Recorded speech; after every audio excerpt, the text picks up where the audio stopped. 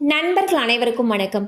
இன்னைக்கு நம்ம இந்த வீடியோல தமிழகத்தில் மீண்டும் 19 மாவட்டங்களில் கனமழை என்ற தகவல் வெளியாகிருக்கு. அதை பத்தி தான் இப்ப நம்ம பார்க்க போறோம். தென்கிழக்கு அரபிக்கடல் மற்றும் அதனை ஒட்டிய லட்சத்தீவு பகுதிகளில் ஒரு வளிமண்டல மேலடுக்கு சுழற்சி நிலவுகிறது. இதன் காரணமாக நீலகிரி, கோவை, ஈரோடு, திருப்பூர், தேனி, திண்டுக்கல், தென்காசி, திருநெல்வேலி, கன்னியாகுமரி, புதுக்கோட்டை, திருச்சி, தஞ்சாவூர், திருவாரூர், நாகப்பட்டினம், மயிலாடுதுறை, பெரம்பலூர், அரியலூர், நாமக்கல், கரூர் ஆகிய மாவட்டங்கள் மற்றும் காரைக்கால் பகுதிகளில் ஓரிரு இடங்களில் அக்டோபர் 25ஆம் தேதி கனமழைக்கு வாய்ப்பிருப்பதாக சென்னை வானிலை ஆய்வு மையம் தெரிவித்துள்ளது.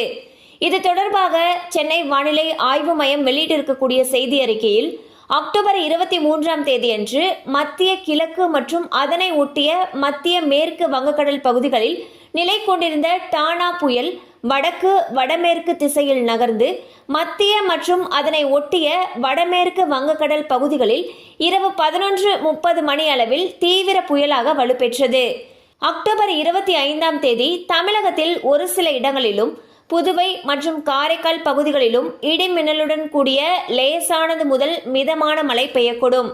மேலும் நீலகிரி, கோவை, ஈரோடு, திருப்பூர், தேனி, திண்டுக்கல், தென்காசி, திருநெல்வேலி, கன்னியாகுமரி, புதுக்கோட்டை, திருச்சி, தஞ்சாவூர், திருவாரூர், நாகப்பட்டினம், மயிலாடுதுறை, பெரம்பலூர், அரியலூர், நாமக்கல், கரூர் ஆகிய மாவட்டங்கள் மற்றும் காரைக்கால் பகுதிகளில் ஓரிரு இடங்களில் கனமழை பெய்ய வாய்ப்பிருப்பதாக தெரிவிக்கப்பட்டுள்ளது. பாத்தீங்கன்னா தமிழகத்தை பொறுத்த வரைக்கும் அடுத்த 7 நாட்களுக்கு பல மாவட்டங்கள்ல கனமழைக்கு வாய்ப்பிருப்பதாக சென்னை வானிலை ஆய்வு மையம் அறிவிச்சிருக்காங்க. கண்டிப்பா இந்த அப்டேட் உங்களுக்கு பயனுள்ளதா இருந்திருக்கும் நம்புறோம். மேலும் இது போல அப்டேட்ஸ் உங்களை உடனே ரீச் ஆகணும்னு நினைச்சீங்கன்னா நம்ம சேனலோடு தொடர்ந்து இணைந்திருங்கள். தேங்க்யூ ஃபார் வாட்சிங்.